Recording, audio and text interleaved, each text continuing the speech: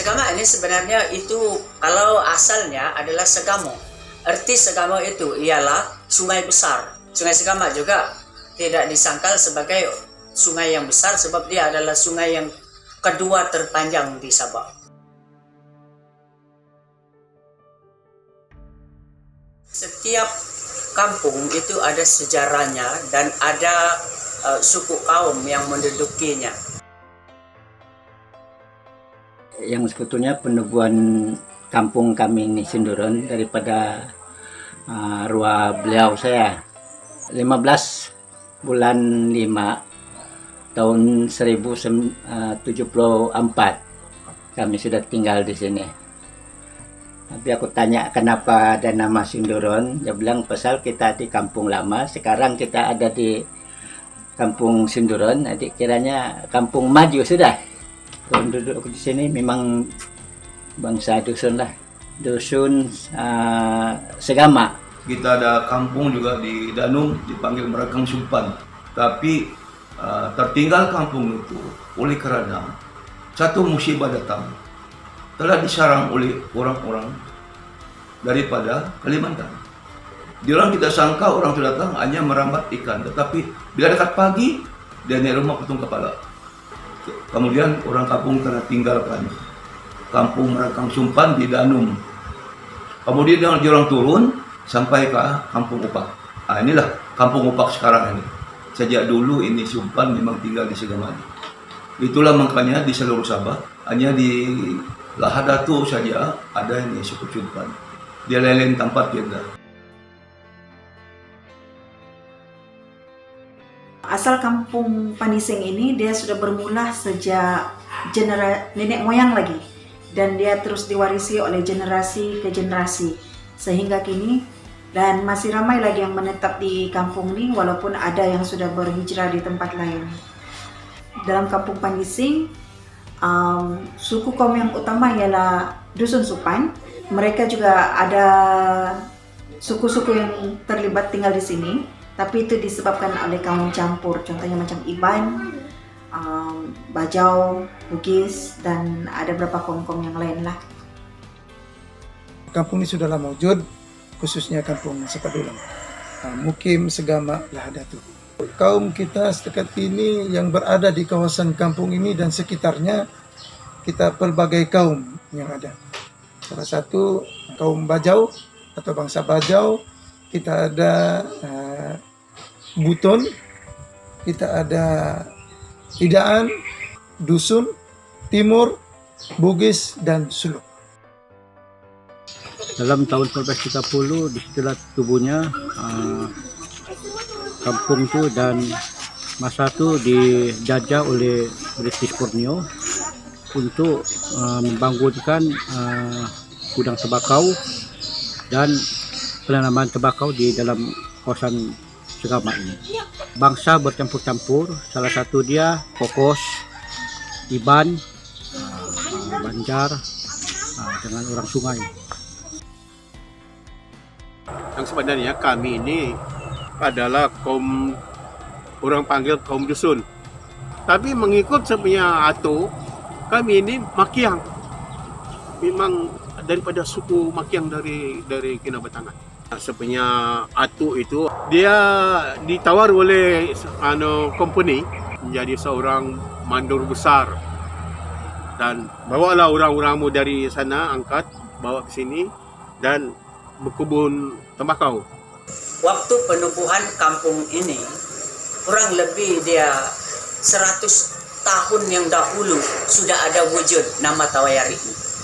Nama Tawayari itu adalah nama orang, si Tawai namanya. Jadi kalau Tawairi berarti maksudnya yang si Tawai itu, maksudnya begitu. Jadi sampai digabungkan nama itu menjadi Tawayari, nama orang sebenarnya. Itulah orang asli yang tinggal di kampung Tawayari. Suku yang tinggal di sini adalah Dusun Sungai. Dan Dusun Sungai itu adalah menggambarkan bahwa mereka tinggal di siring Sungai Segama. Kawasan kita, kawasan Mukim Segama, pada awalnya memang sangat populer. Contohnya kilang tembakau. Zaman British memang wujud, dan sampai hari ini pun peninggalan itu masih ada. Yang kedua, kita ada satu sekolah zaman British di kampung Bukit Belacon, di atas bukit, memang wujud dalam sejarah. Ini saya ingat kalau tidak lupa tahun 1965 atau 64 tahun 65 sekolah ini sudah siap dibina. Kami dulu sini fahamlah mulai bersekolah, ya, artinya tiap pagi kalau sebelum kami masuk ke kelas kami mesti berkumpul ada boarding house sana, berkumpul artinya sembahyang dan mendengar firman Tuhan. Habis itu baru kami masuk kelas masing-masing. Jadi dulu hanya diorang ajar daripada darjah 1 sampai darjah 6 lah.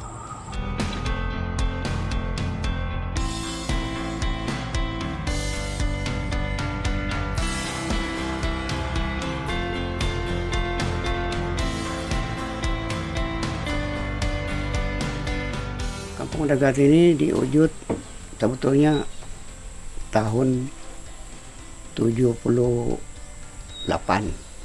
Jadi oleh karena kami berpindah ke Kampung Dagat daripada Kampung Tidung, ada bermasalah lah sedikit di Kampung Tidung itu oleh karena kami kena landa banjir. Kena landa banjir selama 1 bulan. Jadi tidak ada lah yang boleh hidup, tanaman pisang pun semua mati, ubi pun semua mati. Jadi telah begitu saya terus berbincang sama penduduk kampung untuk mencari tempat tinggal berteduh, untuk menanam semula, untuk cari makan dan menghidup penduduk kampung. Dari segi suku itu memang kampung Tidung, itulah kampung itu dinama Kampung Tidung. Jadi bila mana kami sudah pindah di Dagat, Tidung juga lah, tetapi kampungnya sudah berlainan nama dia. Itulah dinamakan Kampung Dagat. Aktiviti utama penduduk kampung di sini bernelayan di laut lah. Macam bercocok tanam itu sebagai sampingan saja lah. Selain daripada nelayan, kita juga ikut program itu program homestay. Kita di sini menerima pelancong lah.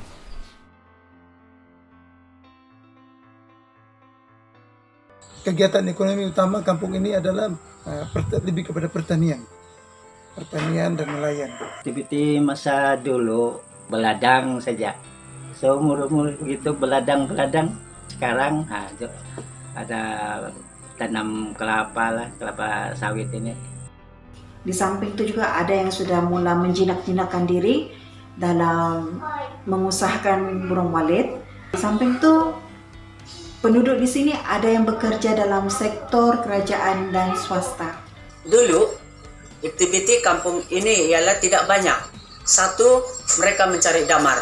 Aktiviti mencari rutan, mereka buat perahu dari kayu bulat, dan juga mereka memancing sebab rambat belum ada. Inilah, saya buat cucu tanam ubi kayu, tanam ubi rambat, tanam pisang, tanam padi.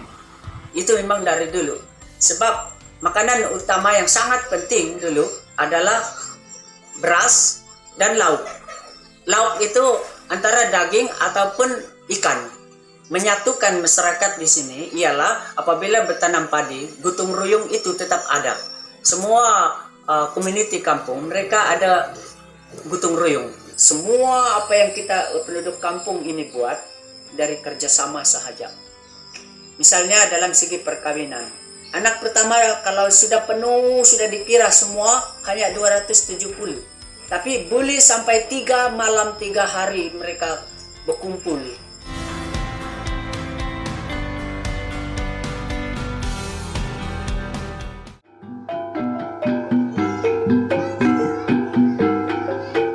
Yang sebenarnya ini soal kebudayaan, tradisi kampung memang banyak. Kalau daripada tradisi kebudayaan, kita kalaulah kawin, kita buat mengalai, pilu, kemuncai, dan dulu kalau ada gabang, kita pakai gabang, ada karuk, pakai karuk itu suling lah. Kalau ada bungkau, ada Sebab itulah penghiburan kita dulu. Selain dari itu semua yang terungguk ini. Main kulintangan, main gung, babandil. Jadi itu dalam tarian yang saya masih ingat adalah dua, yaitu rumunsai. Lelaki dan perempuan buat bulatan, anak-anak kecil di tengah. Itulah sambil berpegang tangan, sambil berpusing-pusing dan menyanyi, tetapi aku tidak tahulah nyanyian itu nyanyian dulu punya bahasa, saya tidak tahu. Lepas itu satu lagi tarian yaitu gabiluk. Lelaki yang menarik apa saja style, ada punya gaya apa itu, habis itu dia bawa sapu tangan keliling-keliling, dia letak macam seorang individu, dia letak itu sapu tangan, paksa individu ini naik, berdiri dan melakukan tarian juga sama. Begitu-gitulah seterusnya. Yaitu gabiluk yang sebenarnya hanya kaum lelaki yang melakukannya, bukan perempuan. Jadi minta maaf lah yang hari ini ada lelaki perempuan itu kalau bagi saya sudah dicipta, bukan yang dulu. Tarian yang populer di sini adalah tarian igal-igal yang dibawa oleh budaya ataupun bangsa Bajau sendiri. Dan alhamdulillah, walaupun kita orang kata pelbagai kaum di sini, kita saling memahami budaya masing-masing, dan ada yang budaya bangsa lain mengikuti kita punya budaya, belajar kita punya budaya, dan kita pun sama. Maksudnya kalau ada Bajau, ada juga bangsa-bangsa ataupun kebudayaan masing-masing, kita sertakan bersama. Kebudayaan yang ada di kampung ini, contohnya dari segi tarian, gabiluk dan mengalai. Ada orang yang membezakan gabiluk dengan mengalai, ialah mengalai itu berupa halus. Sedangkan gabiluk itu ialah dia antakannya lebih tajam kuat sedikit dibandingkan dengan mengalai. Baik, mengalai itu halunannya lebih halus. Tarian ini dinamakan kekeluk. Maksud dalam bahasa Malaysia bersuka. Nama musik Limpai Guris. Ini tarian ini telah mendapat penjohan di peringkat negeri di Sukau dulu. Mengenai dengan sukan dulu belum ada bola sipak atau sebagainya, tetapi mereka buat sipak raga daripada rutan, yaitu takraw sekarang. Tapi ini sukan mungkin hari ini tidak boleh orang lakukan. Hanya pada musim dulu, yaitu tandang kaki. Kalau kau tahan pasang, kau berganti-ganti pasang kaki ditandang. Kalau kau kuat, bermakna kau tidak tumbang. Tapi kalau kau tumbang, ganti orang lain lagi masuk. Begitu terus menerus begitu. Ada pertandingan tandang kaki. Dan bilang kami ada satu berpulas tangan. Pulas tangannya. Itu dan punya dulu sukan dah ada kalau main bola apa tarian ada yang lain punya sukan. Kadang kala juga yang anak muda ini orang main bilang kami itu gasing dulu dibuat sendiri, main gasing lah, main antak ini.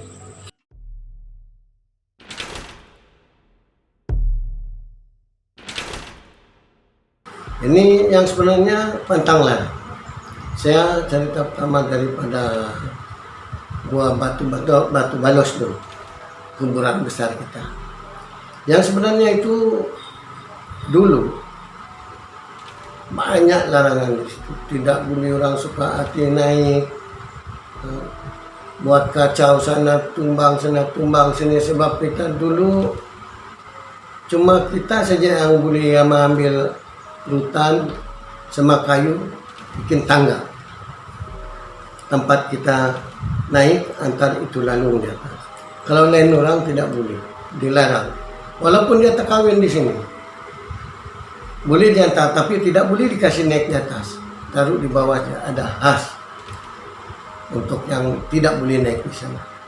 Itu pertama. Kedua, kalau mengantar sana menunjuk kiri kanan, sampai kita bilang manuus, menegur kalau Melayu, yang ada kita punya yang ini yang betul-betul menjaga di situ, tidak boleh kita tengok terlalu lama. Apabila kita tengok tempat lama di atas begini, apabila kita tunduk begini, kepala kita pening macam kita gelap kita tengok. Itu dilarang. Apalagi kalau menunjuk begini tidak boleh. Di kampung ini banyak tempat penyembahan keramat. Ada tempat-tempat yang pernah menolong orang dusun sungai dahulu. Yaitu seperti Syaki Menimbak di ulu sungai. Jadi selalu orang bagi duit di celah-celah batu itu, dan juga ada orang yang bagi ayam dan telur. Jadi Syaki Menimbak, apabila datang penyakit itu yang tidak dinampak, dia akan menimbak sehingga banyak daun-daun pupuk di sekelilingnya berjatuhan sebab dia menimbak dengan penyakit itu. Jadi itu sebabnya dia itu dianggap sebagai keramat.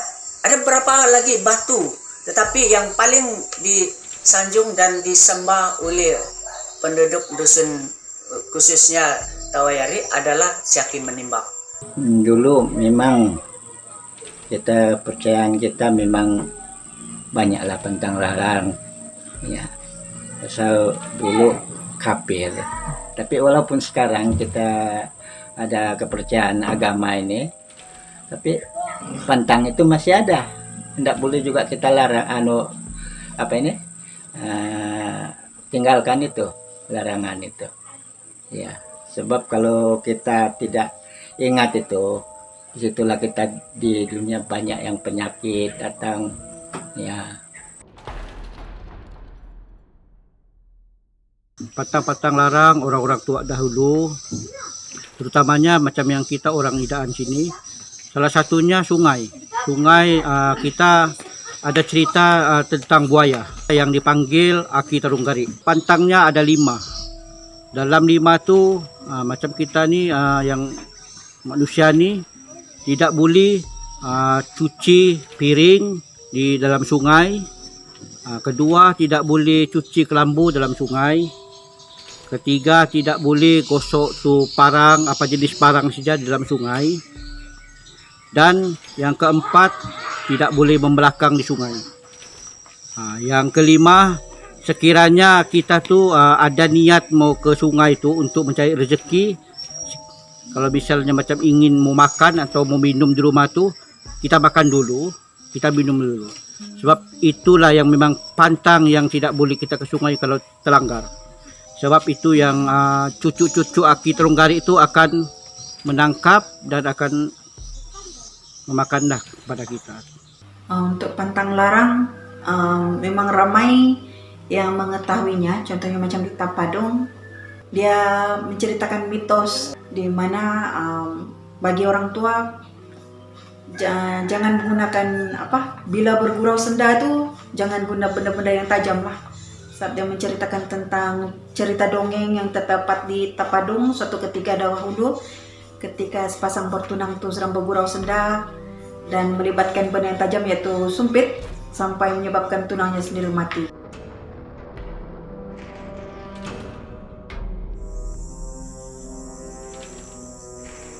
Larang pantang dulu satu daripada yang diajarlah oleh atuk itu, sebelah pagi awal-awal sudah dikasih bangun untuk pergi ke ladang. Pantang kami, kalau kamu mau bangun sebelum lalat itu sudah sedar. Artinya awal kita bangun sebelum lalat itu pergi penerbangan sana sini. Baru pergi ke ladang. Sebetulnya kami di sini memang ada tempat dia di Tabin ini, menunggu dia memang kuat. Oleh karena pertama kami di sini memang nyata betul. Kadang-kadang dia berlampu, menyuluh, dia pakai macam tu slide lah dia sulukan. Ya dibilang mana sudah begitu, dia mengasih mimpi. Ngasih mimpi, dia bilang kamu duduk sini mesti kita berkenalan. Syarat dia bilang kamu buat mencari benda yang begini, tidak juga besarlah kambing begitu, diantar di Ulu Tabing supaya berkenalan. Oleh karena dia sebagai pemimpin lah di Ulu Tabing. Lepas itu sudah itu dia tidak ganggu kita lagi. Sebetulnya Budak-budak kita sekarang ini memang mau juga ada bimbingan daripada orang tua macam kami. Oleh karena di orang ini pun semanja kasihan belajar-belajar nih di sekolah ini memang banyak pengalaman dia dapat, tetapi pengalaman tradisi ini memang tidak ada. Kami punya tujuan misi sekarang melatih budak-budak baru, pelapis baru. Sekarang yang penari dulu sudah jadi watai-watai, supaya ini kebudayaan tidak terputus sampai ke mana-mana lah. Sekarang ini banyak sudah yang tidak pandai pukul gong. Banyak sudah tidak pandai menari gebeluk dan mengalai. Banyak sudah yang tidak pandai berkaruk, itu pun saya tidak pandai sudah. Jadi hilang sudah kebudayaan yang tidak berkaitan dengan penyembahan.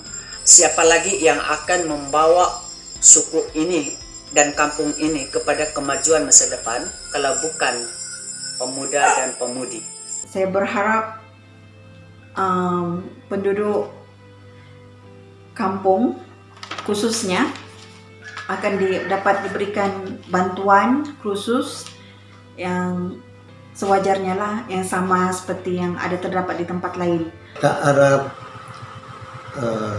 ekonomi kita ini janganlah bergantung sama kerjaan, pun boleh berdikar sendiri juga. Itu pun kerjaan ada dua tolong kita.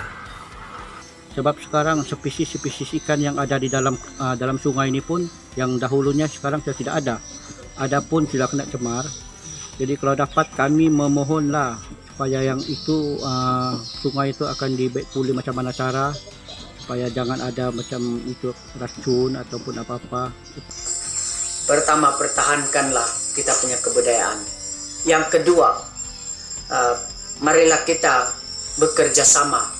Adapun perbezaan pendapat, tetapi satukan bahwa kita satu rumpun di dalam kampung, majukan ke hadapan. Dan yang ketiga, pandang kepada suatu yang secara modern. Kalau dunia sekeliling kita boleh maju, kenapa kita tidak boleh maju?